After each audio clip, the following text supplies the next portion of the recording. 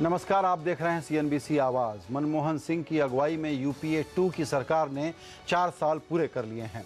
सरकार अपनी कई उपलब्धियां भी गिना रही है, लेकिन ये सब कुछ रस्म अदायगी जैसा ज्यादा लग रहा है, क्योंकि ये 4 साल मनमोहन सरकार पर भारी गुजरे हैं। भ्रष्टाचार और घोटाले से कभी मुक्ति नहीं मिली।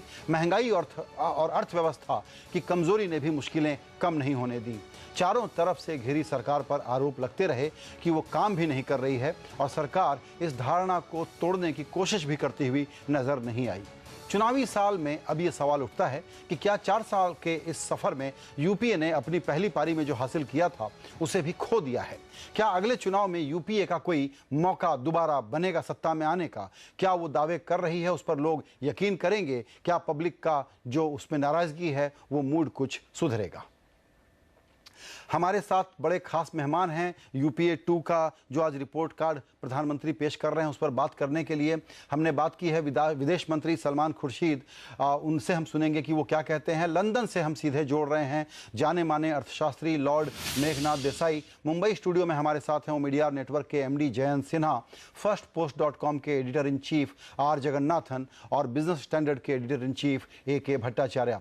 सभी मेहमानों का वक्त निकालने के लिए शुक्रिया। पहला सवाल लॉर्ड देसाई मैं आपके पास लेकर के आऊँगा, वो ये कि प्रधानमंत्री ये कह रहे हैं मूल तौर पे कि जब उन्होंने सत्ता संभाली थी तब से आर्थिक जितने इंडिकेटर हैं अच्छे हुए हैं। पर कैपिटा इनकम बढ़ी है, बैकवर्ड इलाकों में विकास फैला है, ग्रोथ थोड़ा कम हुआ है। उसकी जिम्मेदारी दुनिया की जो हालत थी उस पर है, इसलिए उन्होंने बहुत अच्छे से चलाई है सरकार। लॉर्ड देसाई, आप समझते हैं कि उन्होंने सरकार अच्छे से चलाई है? अगर सरकार अच्छे से चलाई होती तो इतना भाषण ना देना पड़ता। सबसे पहली बात तो ये है कि इन्फ्लेशन की जो बात है, सरकार की सबसे बड़ी भूल ये हुई है कि जब इन्फ्लेशन बढ़ गया और 4 साल से इन्फ्लेशन का दर बहुत ही ऊपर रहा, तो सरकार इसके लिए कुछ न कर सकी और आम जनता को इन्फ्लेशन की बहुत ही नाराज़गी है। तो सरकार को ये कहना चाहिए कि भाई इन्फ्लेशन की क्यों ये हालत हुई। कभी पहले ऐसा नहीं हुआ कि 4 साल तक इन्फ्लेशन 9, 10, 11% के पास रही है। तो ये पहली बात है। दूसरी बात ये है कि हाँ, अगर सरकार कहे कि भाई हम पिछले 9 साल से विकास का दर बढ़ा रहे हैं, मगर पिछले 2 साल में विकास का दर कम हो गया है और इन्फ्लेशन भारी होने के कारण रिजर्व बैंक ऑफ इंडिया ने ब्याज के दर बढ़ा दिए हैं। इससे भी मध्यम वर्ग के लोगों को बहुत ही तकलीफ होती है। तो ये बात है कि सरकार जो भी कहे, मगर आम जनता को दैनिक अनुभव ये होता है कि भाई विकास का दर कम हो गया है, इन्फ्लेशन अब भी बढ़ा है, ब्याज के दर भारी है। तो ये जो है इस कारणों के वजह UPA 2 जब चुनाव में जाएगी तब उसको इतना लाभ नहीं मिलेगा जैसे UPA 1 को मिला था। बिल्कुल, आप ठीक कह रहे हैं कि जो कठिन आर्थिक परिस्थितियां हैं उसमें चुनाव में इनको उतना लाभ नहीं मिलेगा जो पहले मिला था। UPA 2 के परफॉर्मेंस के बारे में विदेश मंत्री की राय सुनते हैं। हमने उनसे ये पूछा है कि आखिर सरकार के पास ऐसी कौन सी उपलब्धियां हैं वो जनता को गिनाना चाहेंगे। क्या कहते हैं, सुनिए। उपलब्धियां बहुत हैं और मैं गिनाने लगूंगा तो हम 1 हफ्ता यहाँ बैठे रहेंगे उपलब्धियां गिनाने में। जो केंद्रित हैं हमारी उपलब्धियां, वो केंद्रित हैं आम आदमी पर। हमारी सरकार का एक विजन था, हमारा एक सपना था कि आम आदमी के जीवन में हम सुधार लाएं, और आज उस आम आदमी को हमने किस किस दृष्टि से अगर हम देखें, हम उसको फूड सिक्योरिटी की दृष्टि से देखें, हम उसको शिक्षा की दृष्टि से देखें, हम उसको घर गृहस्थी की दृष्टि से देखें, सुरक्षा की दृष्टि से देखें, हम उसको स्वास्थ्य सुरक्षा की दृष्टि से देखें, हम उसको रोजगार देने की दृष्टि से देखें, हम उसको स्किल्स डेवलपमेंट और नए अवसर देने की दृष्टि से देखें। ये सारी चीज़ें हमने की हैं, लेकिन हमारे विपक्षी जो हैं वो चाहते हैं कि एक ऐसी धुंध हमारे सामने और आम जनता के सामने वो ला दें जिससे कि ये प्रकाश, इन सब ये नए अवसर जो हम जीवन में लोगों को देने की हमने बात की थी, इसका प्रकाश लोगों तक ना पहुंच सके। उस धुंध को समाप्त करने के लिए इस वर्ष में हमें और प्रयास करने होंगे और वो प्रयास हम करेंगे। जी, सलमान खुर्शीद कहते हुए कि और मेहनत की जाएगी आगे चलते हुए। जग्गी, आपने प्रधानमंत्री के इनिशियल कमेंट्स सुने हैं, कैसा लगा? वो कहते हैं हम लेजिटिमेटली क्लेम कर सकते हैं कि हमने देश को तो आगे बढ़ाया है। हाँ, कैसे आगे बढ़ा है वही सोचना पड़ेगा, क्योंकि वो कहते हैं कि जब ग्रोथ स्लो डाउन हो गया वो विदेशी कारण के कारण, जब ग्रोथ फास्ट हुआ यूपीए 1 में तब सब उनका ही काम था। ये तो या तो बोलना चाहिए आपको कि वो भी लक के कारण हुआ, ये भी लक के कारण, बैड लक के कारण हुआ, लेकिन वो इसका क्रेडिट लेना चाहते हैं वहाँ। दूसरी बात ये है कि क्वालिटी ऑफ ग्रोथ क्या हुआ, वो यूपीए 2 में कम हो गया, क्योंकि जब एनडीए की बात कर रहे थे कि 5.7% ग्रोथ हुआ था, बहुत ही कम था, लेकिन उस ज़माने में वो 5 साल में 6 करोड़ नए जॉब्स क्रिएट किए हैं। लेकिन यूपीए 1 में जब ग्रोथ 9% 8% था, उन्होंने सिर्फ 20 लाख नए जॉब्स किए। 5 करोड़ जॉब्स कहाँ चले गए? मैं बताता हूँ। आपने 5 करोड़ जॉब्स नरेगा के द्वारा माने डोल के कारण जॉब्स क्रिएट किए हैं, और जो जेन्युइन जॉब्स था वो चले गए, और नकली जॉब्स जो है जो जिसके कारण गवर्नमेंट इतने घाटे में चली गई है, वो आप नरेगा के, इसलिए वो 5 करोड़ जॉब्स वहाँ से चले गए, यहाँ 5 करोड़ आए। उससे फ़ायदा क्या हुआ? आपने जो जॉब्स थे उसको गायब कर दिया। इसलिए क्वालिटी ऑफ ग्रोथ में बहुत फर्क हो गया है। ये यूपीए के कार्यकाल का बड़ा डार्क साइड है कि जॉबलेस ग्रोथ, जो हल्का ग्रोथ हुआ है, थोड़ा ग्रोथ हुआ है, वो भी जॉबलेस है। और नरेगा के नाम पर दरअसल बेरोजगारी का बीमा करके एक नई परिस्थिति पैदा की गई है। ए.के. भट्टाचार्य, आपने भी प्रधानमंत्री के इनिशियल कमेंट सुने हैं। क्रेडिबिलिटी की क्राइसिस थी उनके लिए। एक मौका था कि निजी तौर पर आज कोई क्रेडिबल बात कहते, लेकिन उन्हें वो लॉन्ड्री लिस्ट की तरह से सारे आंकड़े गिना दिए हैं जो उनको सूट करते हैं। क्या कहते हैं आप? नहीं, देखिए, एक सरकार के जीवन में दो चीजें होती हैं। एक तो होती हैं इतिवाचक घटनाएं और दूसरी होती है नेतिवाचक घटनाएं। मेरा मानना यह है कि इस सरकार में यह नहीं है कि इतिवाचक घटनाएं नहीं हुई हैं, पर जो नेतिवाचक घटनाएं हुई हैं वो काफी ज्यादा हुई हैं। उससे जो भी थोड़े बहुत काम इस सरकार ने किए हैं पिछले 1 साल में, ज्यादा जो पैरालिसिस, जो पॉलिसी पैरालिसिस जो थी, थोड़ी बहुत एक्शन हमें दिखी थी 1 साल में, पर वो सारे एक्शन धुल गए हैं आपके नीतिवाचक घटनाओं से। मैं संकेत दे रहा हूं, भ्रष्टाचार के सारे जो मुद्दे उठे, हर चीज में, हर पॉलिसी, पब्लिक प्राइवेट पार्टनरशिप में, कोल घोटाले में, 2G स्पेक्ट्रम स्कैम में, कॉमनवेल्थ गेम्स केस में, और हालांकि इवन जो रेल मंत्री, जो नए रेल मंत्री आए, उनके दौरान उन्होंने अच्छा एक रिफॉर्मिस्ट स्टेप लिया कि फेयर प्राइस रिफॉर्म कर दिया, passenger fair price, freight price में रिफॉर्म कर दिया। पर उनके साथ साथ जो भ्रष्टाचार के सारे जो मुद्दे बाहर आ गए, उससे सारी जो काम सरकार ने किए उसके ऊपर पानी फिर गया, ये नीतिवाचक घटनाओं के असर से। तो मुझे लगता है कि मनमोहन सरकार को इस नीतिवाचक घटनाओं का जो असर पड़ेगा वो काफी भारी होगा, और उस नीतिवाचक घटनाओं का असर को कितना कम कर सके अगले साल में, जैसे सलमान खुर्शीद साहब ने कहा, ये मुझे संदेहजनक लगता है। जी, आपने भ्रष्टाचार का जिक्र किया, आइए सुनते हैं कि सलमान खुर्शीद साहब क्या कहते हैं। जब हमने उनसे पूछा कि सबसे ज्यादा नुकसान आपकी छवि को तो भ्रष्टाचार के मुद्दे ने पहुंचाया है, इस पर उनका क्या कहना है? देखिए, भ्रष्टाचार का कितना महत्व मामूली साधारण व्यक्ति के लिए होता है, इस पर हम लोग चर्चा कर सकते हैं। लेकिन हो या ना हो, हम ये चाहेंगे कि भ्रष्टाचार को जड़ से समाप्त किया जाए। और अगर भ्रष्टाचार के आरोप इसलिए लगाए जाते हैं कि किसी की छवि को बिगाड़ा जाए, तो ऐसे लोगों को भी हम कटघरे में खड़ा कर सकें। लेकिन हमारा इंस्टीट्यूशनल सिस्टम, हमारी व्यवस्था इतनी अच्छी हो कि भ्रष्टाचार को कम से कम उसमें अवसर मिल सके। ये हमारा संकल्प है, और इस संकल्प पर भी हम खरे उतरने का प्रयास करेंगे।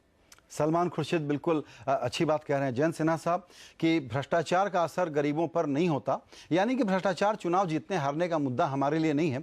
आप लोग कुछ बातें करते रहते हैं, कहानियां बनाते रहते हैं, हमको बहुत टेंशन नहीं है इस बात की। आप क्या समझते हैं कि ये सही आकलन है उनका?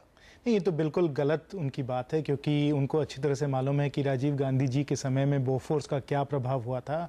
और हमें मालूम है कि जब एक बार जनता अपने आप समझ लेती है कि सरकार उनके लिए काम कर रही है या किसी और के हित में काम कर रही है, तो जब एक बार वो विश्वास टूट जाता है तो उसका जो फिर जो जनता की जो अदालत में जो उसका निर्णय होता है वो बहुत मतलब डेवस्टेटिंग निर्णय होता है। और मुझे लगता है यूपीए सरकार को इसका बहुत ज़बरदस्त एक परिणाम मिलने वाला है इस कारण, क्योंकि देखिए जो प्रधानमंत्री जी ने रिपोर्ट कार्ड दी तो रिपोर्ट कार्ड उन्होंने अपने मतलब जो जो महत्वपूर्ण उनके जो अचीवमेंट्स हैं उन्होंने लिस्ट करके बताया कि भाई हमने ये क्या है।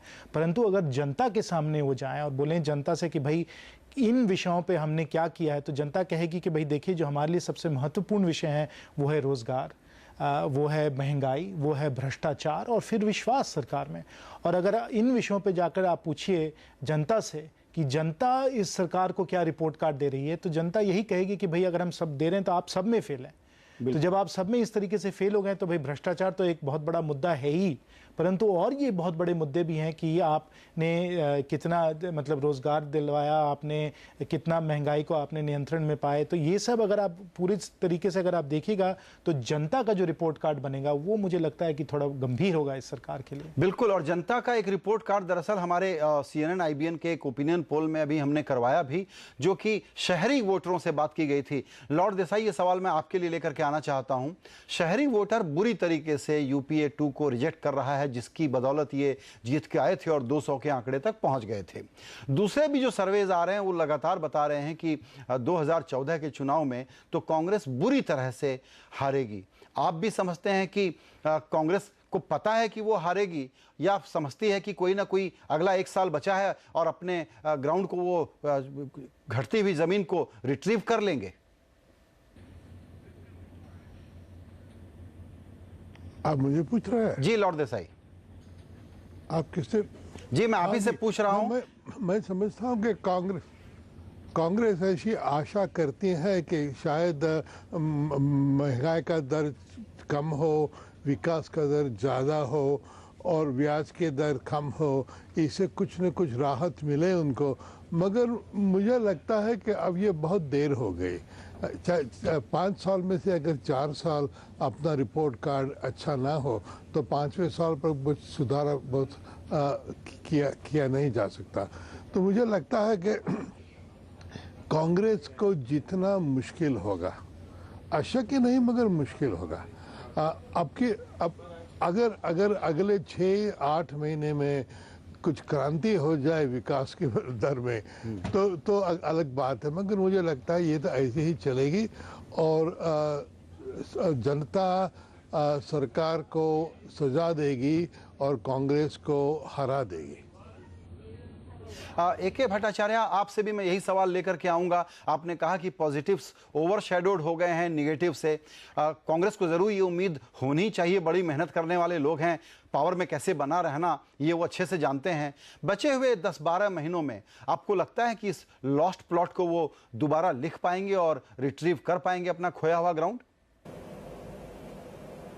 देखिए, मेरा मानना यह है कि जो भारतवर्ष में जो इलेक्टोरल पॉलिटिक्स जिस तरह से खेला जाता है उसके साथ जो अर्थनैतिक जो आपके जो इंडेक्स जो हैं आपके ग्रोथ के, इन्फ्लेशन के, इंटरेस्ट रेट्स के, उसका संपर्क कितना मजबूत है मुझे इसमें संदेह है। मुझे लगता है कि सरकार की छवि को बेहतर करना एक तरह का चैलेंज है और इलेक्शन में जीतना, नंबर उतने सीट लाना लोकसभा में जिससे कि वो सरकार बना सके, वो दूसरी तरह का चैलेंज है।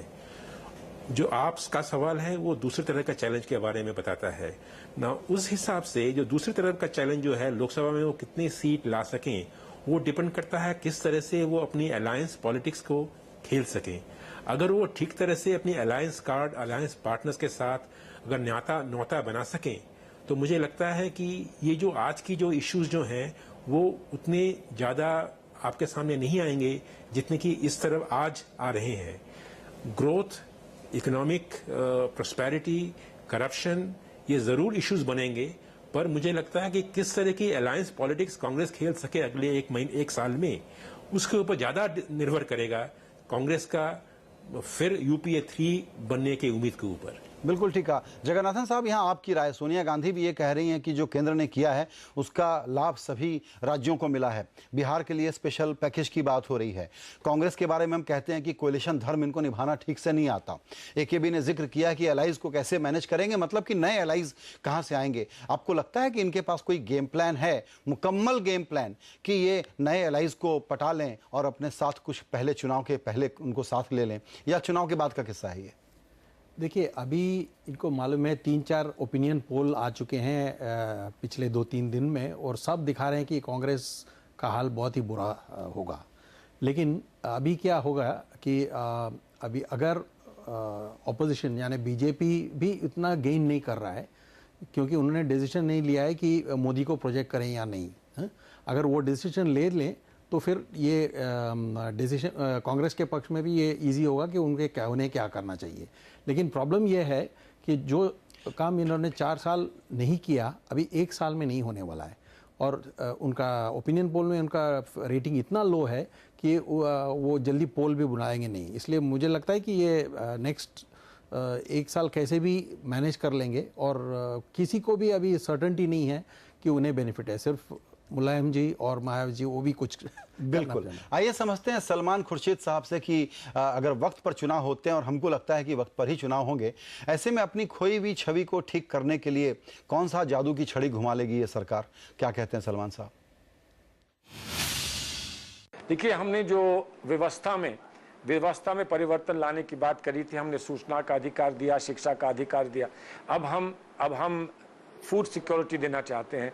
उसी के साथ साथ हम ये चाहते हैं कि जो सब्सिडी सिस्टम्स में पैसा व्यर्थ जाता है और जो जहां पर पहुंचना चाहिए वो नहीं पहुंचता है, वो सीधे सीधे कैसे उसका लाभ हम आम जनता तक पहुंचा सकते हैं। और फिर इसी के साथ में जो आम कृषक है या जो ग्रामीण क्षेत्र के लोग हैं, उनकी भूमि हम लेकर और विकास के लिए उस पर हम नए सपनों को साकार कर रहे हैं, उनको उसमें पूरा भागीदारी मिल सके, ये हमारे लिए एक बहुत दूरदर्शी एक योजना है। इसको भी हमको साकार करना है और मैं उम्मीद करता हूं कि ये सारी चीज़ हम 1 साल में कर पाएंगे, और साथ ही साथ व्यवस्था को और में पारदर्शिता लाने के जो प्रयास हैं उन्हें और दूर ले जा सकेंगे। तो फिर लोगों की सोच में एक व्यापक परिवर्तन आएगा, और मुझे पूरा विश्वास है कि हमें समर्थन फिर मिलेगा। जी, आइए चलते हैं। इस सवाल के बाद हमको चलना चाहिए लॉर्ड देसाई के पास। लॉर्ड देसाई, आपसे मैं ये समझना चाहूँगा, आपने सुना सलमान खुर्शीद साहब को भी ये उम्मीद है कि लोगों को पैसे पहुंचा दो इफेक्टिव तरीके से तो जनता का सेवा हो जाएगी, गवर्नेंस हो जाएगा और हमको वोट मिल जाएगा। आपको लगता है कि इंटाइटलमेंट की हक से सब चीज़ मिलेगी? ये पॉलिटिक्स सुनने में अच्छी लगती है। आपको लगता है कि कांग्रेस को इसका फायदा मिलेगा? मुझे लगता है कि अब तो आधार भी काम नहीं कर रहा। आधार को लॉन्च करने वाले थे, आधार 1 साल में सबको पहुंचेगा कह रहे थे, फिर भी आधार में वही पैसे देंगे जो छोटी छोटी बातें हैं। मुझे लगता है अगर ये फूड सिक्योरिटी आधार कुछ 2 साल पहले किया होता तो जानते हैं कि भी जनता को लाभ मिलेगा। अब तो मई का महीना आ गया, कुछ 6-8 महीने में बहुत प्रगति नहीं होगी। एक बात है, जो भी सरकार इसके बाद आएगी उसको सब लाभ आधार का मिलेगा। फूड सिक्योरिटी का लाभ उस सरकार को मिलेगा, इस सरकार को नहीं मिलेगा। हाँ, कांग्रेस को आशा है कि वो खुद आ जाएगी, मगर मुझे लगता है ये बहुत देर हो गई है। अगर अच्छी चीज़ें भी करे और लोगों को पहुँचे, फिर भी मुझे लगता है कि लोग जो 4 साल से जो महंगाई का दुख भोग रहे हैं उसको मानेंगे। ये छोटी छोटी जो चीज़ें आ रही हैं उसको नहीं मानेंगे। हाँ, एक बात है, अगर एक दफ़ा फूड सिक्योरिटी इंटाइटलमेंट दे दी तो फिर उसको लिपटना बहुत मुश्किल होगा और अगली सरकार को उसका उसकी मैनेजमेंट करनी पड़ेगी। बिल्कुल, मुझे नहीं लगता फूड सिक्योरिटी से लोगों का लाभ होगा। बिल्कुल, जब तक उपज नहीं बढ़ेगी तब तक उसको लागू करना खतरनाक हो सकता है।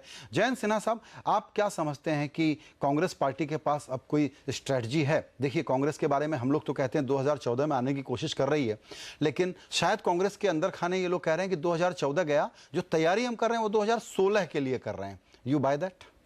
नहीं, देखिए, ये तो राजनीति की बात है। राजनीति की बात क्या लोग सोच रहे हैं, क्या उनके विचार हैं, ये तो कहना बहुत मुश्किल है। परंतु मैं एक दूसरी बात आपको ये कहना चाहूँगा कि इस सरकार ने एक बहुत ऐतिहासिक एक निर्णय लिया, और ऐतिहासिक निर्णय उन्होंने ये लिया कि अगर विकास होगा तो विकास अधिकार के द्वारा होगा। मतलब जो जिसे आप कहते हैं फूड सिक्योरिटी, चाहे आप कह रहे हैं कि स्वास्थ्य में आप उनको गारंटी देकर आगे बढ़ाएंगे, तो विकास जो उन्होंने कहा मेहनत से नहीं, परंतु इन अधिकार और इंटाइटलमेंट्स के द्वारा होगा। और इसी कारण जो इन्होंने ऐतिहासिक निर्णय लिया, इसी कारण काफ़ी कुछ कह सकता है आदमी कि अब जो हमारी आर्थिक व्यवस्था है वो बहुत बुरी हो चुकी है। तो इसका निर्णय 2014 में होगा या 2016 में होगा, वो तो फिर अब अपोजिशन पे निर्धारित है। अब कांग्रेस एक और नया नैरेटिव चलवा रही है कि एंटी इनकम्बेंसी मनमोहन सिंह पे ब्लेम किया जाए, ओपिनियन पोल सारे ये बता रहे हों, राहुल गांधी को प्रोजेक्ट किया जाए। राहुल गांधी को प्रोजेक्ट करने का कांग्रेसी तो कहेंगे जगन्नाथन साहब। आपसे मेरा सवाल ये है कि क्या ये राय सही नहीं है? हम लोग मुफ्त की सलाह नहीं दे दें सरकार को कि देखिए मनमोहन सिंह लाइबिलिटी है, मत प्रोजेक्ट कीजिए। राहुल गांधी को अभी प्रोजेक्ट करना बहुत डेंजरस है, उससे ज़्यादा वोट सोनिया गांधी के नेतृत्व में चुनाव लड़ने पर मिल जाएंगे। नहीं, ये तो अभी इसका तो पर्दाफाश हो गया। सब लोग जानते हैं कि जो भी निर्णय सरकार लेती है वो सोनिया गांधी की हाँ से ही या ना से ही होती है। इसलिए अगर दोष किसी को देना है या प्रेज किसी को देना हो, दोनों साथ में लेंगे। मनमोहन सिंह सब लोग जानते हैं वो कोई घूस नहीं खाते, वो कोई पैसा नहीं लेते। अगर किसी ने लिया होगा तो पॉलिटिकल रीजंस के कारण। इसलिए मुझे लगता है कि सरकार के जो नेगेटिव्स हैं वो डायरेक्टली गांधी फैमिली पे जाएगी, और अगर वो चाहते हैं तो वो भी डिस्टेंस नहीं कर सकते। अभी एक साथ जुड़ गया। ये बड़ा इंपॉर्टेंट पॉइंट है। ए.के. भट्टाचार्य, आप क्या समझते हैं? क्योंकि हम लोग हमेशा जब भी बात करते हैं टेक्निकल इंस्टीट्यूशनल पोजीशन लेते हैं, यूपीए सरकार, प्रधानमंत्री, उसके नेता, संस्थागत रूप से उनकी बात करो, लेकिन सारा ठिकरा जाकर के रुकता है कांग्रेस अध्यक्ष सोनिया गांधी, यूपीए चेयरपर्सन सोनिया गांधी के पास, जिसका पब्लिक क्रिटिसिज्म, पब्लिक स्क्रूटनी कम होती है क्योंकि वो कोई अकाउंटेबिलिटी की पोजीशन पे नहीं है। आप दिल्ली में सरकार को बहुत क्लोजली वॉच करते हैं। छोटे में ये समझना चाहूंगा कि ये प्लॉय जो है कांग्रेस का, ये जो प्लॉट है, ये चलेगा? नहीं, ये प्लॉट नहीं चलेगा। ये पहले भी नहीं चला था। जो आम जनता को ये बात अब साफ हो गया कि ये जो ड्राइंग रूम में हम डिबेट करते हैं कि डुअल पावर सेंटर है, वो कोई डुअल पावर सेंटर नहीं है, एक सिंगल पावर सेंटर है। वो है सोनिया गांधी। कांग्रेस की जो प्रेसिडेंट है वो एक ही सिंगल पावर सेंटर है। मिस्टर मनमोहन सिंह जो है वो प्राइम मिनिस्टर तो हैं, पर वो इम्प्लीमेंट ऐसा कुछ नहीं कर सकते जो कि वो single power centre Sonia Gandhi की से अप्रूवल ना मिले। तो मुझे लगता है कि इसका जो इम्पैक्ट होगा, जो पॉजिटिव या नेगेटिव, जैसे जगन्नाथन साहब कह रहे थे, पॉजिटिव इम्पैक्ट और नेगेटिव इम्पैक्ट कांग्रेस के ऊपर ही पड़ेगा। उसका जो रिस्पॉन्सिबिलिटी है, जो दायित्व, उत्तरदायित्व है, वो इन्हीं फैमिली को लेना पड़ेगा। बिल्कुल। तो आखिरी बात यही निकलती है कि भले ही ये पावर सेंटर डुअल ट्रिपल की बात करते रहें, लेकिन ये सारी बात जिम्मेदारी है या श्रेय है, जवाबदेही है या गलती है, गुनाह है या श्रेय है, ये सब कुछ जा करके कांग्रेस अध्यक्ष सोनिया गांधी के दरवाजे पर रुकता है। यूपीए के चौथे साल के इस रिपोर्ट कार्ड में ऐसा कुछ नहीं है जो पब्लिक नैरेटिव को बदल सके। ये हमारे सारे मेहमानों की राय से साफ जाहिर हो रहा है। सभी मेहमानों का वक्त निकालने के लिए शुक्रिया। वक्त की कमी है, यहीं पर हमको कार्यक्रम समाप्त करना होगा। धन्यवाद, नमस्कार।